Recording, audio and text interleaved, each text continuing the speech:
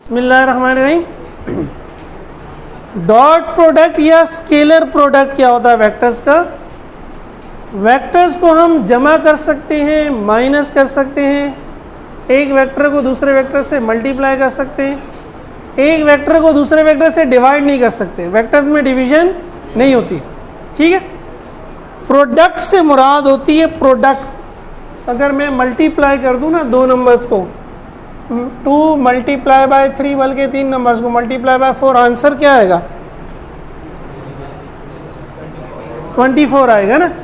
तो नॉर्मली हमारी आदत होती है, हम तो कहते हैं आंसर 24 है, लेकिन एक्चुअल में मैथमेटिक्स में इसको कहते हैं ये प्रोडक्ट है। 24 is the product of 2, 3 and 4। Product से मुराद ये होती है कि मल्टीप्लिकेशन से जो आंसर आए, ठीक है। तो इसी तरह जब हम डॉट प्रोडक्ट कह रहे हैं तो इसका मतलब हम मल्टीप्लाई करेंगे किसी चीज़ को। किसको मल्टीप्लाई करेंगे? वेक्टर को वेक्टर से मल्टीप्लाई करेंगे।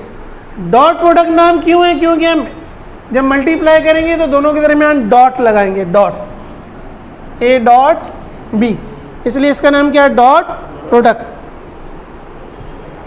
अब हमने दो वेक्टर अज्यूम कर लिए, ए और बी, और दोनों के दरमियान एंगल है थीटा। यहाँ मैंने लिख भी दिया, dot product of vectors A and B making angle theta with each other is the product of. Dot product product होगा तीन चीज़ों का, सही है। Number 1, magnitude of vector A. Magnitude को कैसे जाहिर करते हैं? एरो के बारे, यानी ए।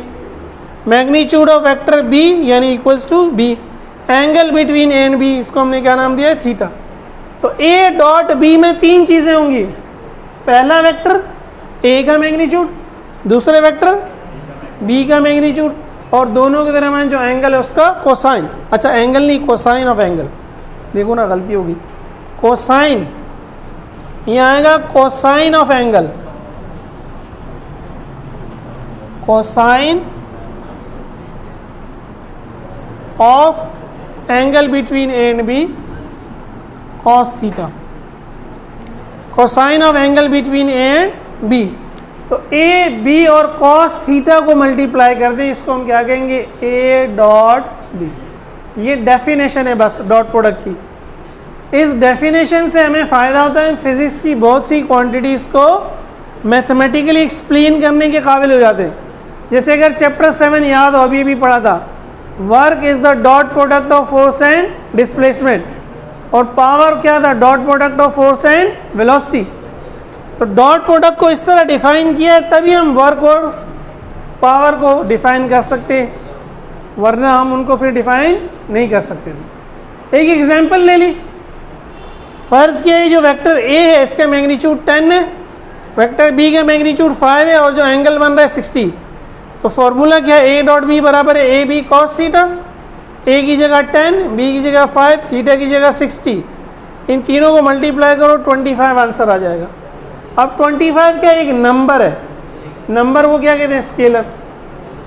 आंसर इज अ नंबर और scalar, so also called scalar product. जवाब स्केलर है, इसलिए डॉट प्रोडक्ट का दूसरा नाम क्या है? Scalar product. ये डॉट प्रोडक्ट भी है और यही स्केलर प्रोडक्ट भी, एक ही चीज़ के दो नाम। जिस तरह आखिर ज़माने में बड़े मशहूर दो नाम होते थे ना, कनकटा और पता नहीं लंगड़ा, और हर एक के निकनेम भी होते हैं। अब इम्पॉर्टेंट रिजल्ट्स हैं ये एमसीक्यूज में, ये सारी चीज़ें अब जो हम डिस्कस कर रहे हैं ना एमसीक्यूज में पूछी जा सकती है। If A is parallel to B, A और बी पैरेलल हो जाए, सेम डायरेक्शन में क्या होंगे? पैरेलल। तो सेम डायरेक्शन का क्या मतलब है? थीटा क्या हो गया? 0। तो A dot B, A B angle क्या हो गया? एंगल के रेस्पेक्ट से बात हो रही है, 0। कॉस 0 क्या होता है? 1। ए बी मल्टीप्लाई बाय 1 क्या हो जाएगा? A B. यानी यहाँ अगर बात करते तो क्या हो जाता? 50 हो जाता आंसर, क्योंकि कॉस 0 क्या है? 1। और ये डॉट प्रोडक्ट की मैक्सिमम वैल्यू है। ये डॉट प्रोडक्ट की क्या है? क्योंकि बाकी यहाँ 10 मल्टीप्लाई बाय 5 50 है, ये 25 क्यों होगा? क्योंकि कॉस 60 0.5 है। 50 मल्टीप्लाई बाय 0.5 क्या हो गया? 25। कॉस की मैक्सिमम वैल्यू 1 ही होती है, जो किस पे आएगी? 0 पे। तो ये मैक्सिमम वैल्यू भी है, याद रखें। एमसीक्यू में आ जाए कि मैक्सिमम वैल्यू कब मिलेगी डॉट प्रोडक्ट की? जब एंगल 0 होगा। उस केस में कॉस गायब हो जाएगा, बस दोनों को क्या करना है, मल्टीप्लाई करना। अब अगर ए बी के परपेंडिकुलर हो जाए, थीटा 90 हो जाए, तो ए बी कॉस 90 जीरो हो जाता है, डॉट प्रोडक्ट जीरो हो जाएगा। तो ये क्या हो गई, मिनिमम वैल्यू, सबसे कम वैल्यू। कोई भी डॉट प्रोडक्ट हो, जैसे वर्क है और पावर है, वर्क में कौन सी दो क्वांटिटीज थी, फोर्स और डिस्प्लेसमेंट, और पावर में कौन सी दो क्वांटिटीज थी, फोर्स और वेलोसिटी। तो वर्क मैक्सिमम कब होगा, एंगल जीरो, पावर मैक्सिमम कब होगा, एंगल, दोनों मिनिमम कब होंगी, एंगल 90 हो। ठीक है। अब अगर ए और बी अपोजिट हो जाए, एक दूसरे से रूठ जाए, जैसे आप में से ये देखें ना, डेस्क पीछे छोड़ के, खाली छोड़ के पीछे बैठे में बातें करनी है, मेरी बातें नहीं सुननी है, सही है ना, मुझसे नाराज़गी चल रही है अपोजिट डायरेक्शन में, तो इसमें एंगल क्या हो जाएगा, 180। इसको एंटी पैरेलल भी बाज़ औक़ात कह देते हैं, अपोजिट या एंटी पैरेलल। कॉस 80 होता है -1, तो ए बी मल्टीप्लाई में -1 क्या हो जाएगा, minus A B, negative value हो गई, क्या हो गई, डॉट प्रोडक्ट नेगेटिव हो गई। समझ में आ गया भाई, यहाँ तक उतार लें, फिर आगे चलते हैं।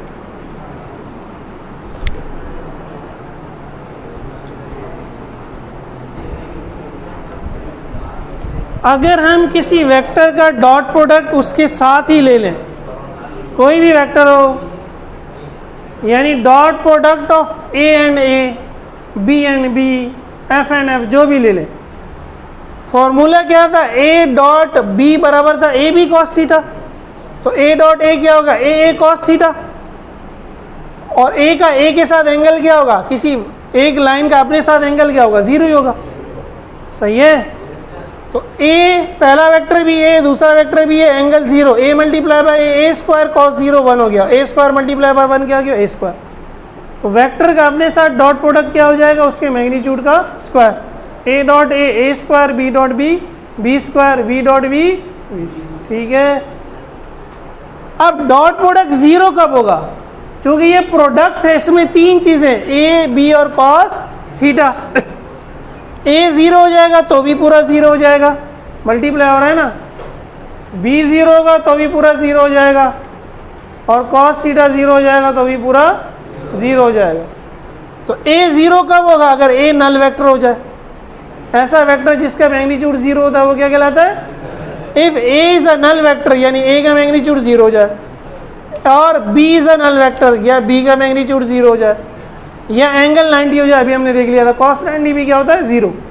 तो या तो ए नल वेक्टर हो, या बी नल वेक्टर हो, या एंगल 90 हो, इन तीनों केसेस में डॉट प्रोडक्ट क्या हो जाएगा, जीरो हो जाएगा। ठीक है। ठीक। अब ये भी यूनिट वेक्टर्स हमने कभी पढ़े थे, अगर आप लोगों को याद हो, एक्स वाई और जेड एक्सिस में। एक्स एक्सिस में हम यूनिट वेक्टर को कहते हैं आई, वाई एक्सिस में यूनिट वेक्टर को कहते हैं जे, जेड एक्सिस में यूनिट वेक्टर को कहते हैं के। यूनिट वेक्टर का मतलब है ऐसा वेक्टर जिसका मैग्नीट्यूड 1 हो। अब अगर मैं आई डॉट आई निकालूं तो ये होगा आई का मैग्नीट्यूड मल्टीप्लाई बाय आई का magnitude multiply by cos theta. Again I का आई के साथ एंगल क्या होगा, जीरो। तो ये यूनिट वेक्टर, इसका मैग्नीट्यूड क्या होगा, 1, इसका मैग्नीट्यूड भी क्या होगा, 1 मल्टीप्लाई बाय 1 कॉस जीरो भी क्या होता है, 1, अभी हमने देखा था। तो आई डॉट आई क्या हो जाएगा, 1। समझ रहे हो, आई डॉट आई क्या होगा, आई का मैग्नीट्यूड, फिर आई का मैग्नीट्यूड कॉस जीरो क्या हो गया, 1। तो सारे 1 हो गए। ये मॉड भी किस लिए लगता है, मैग्नीट्यूड के लिए ना। तो इसलिए याद रखने वाली बात क्या है, अगर एक जैसे यूनिट वेक्टर्स हैं, I dot I, J dot J, के डॉट के, तो आंसर क्या होगा, 1। एक जैसे हैं तो आंसर 1 है, एक जैसे, सिमिलर।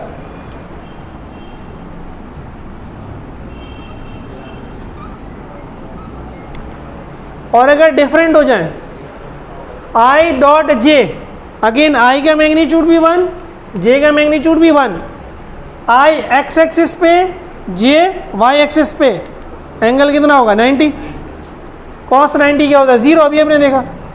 तो आई डॉट जे क्या होगा, 0, आई डॉट जे क्या होगा, 0, जे डॉट के क्या होगा, 0, के डॉट आई क्या होगा, 0। 3 पॉसिबिलिटीज बनती है। आई डॉट जे, अगर आई से स्टार्ट करें क्लॉकवाइज चले बल्कि एंटी क्लॉकवाइज, जे डॉट के और के डॉट आई, और इनका अगर उलट भी ले लें, आई डॉट जे की जगह जे डॉट आई, बात वही है, जे डॉट के की जगह के डॉट जे, और के डॉट आई की जगह आई डॉट के। क्या लतीफ़े सुना रहे हो? यहां क्या हो गए? डिफरेंट। अगर एक जैसे हैं तो आंसर क्या है? 1, और अलग अलग है तो आंसर क्या है? 0। ये याद रखने वाली बात है।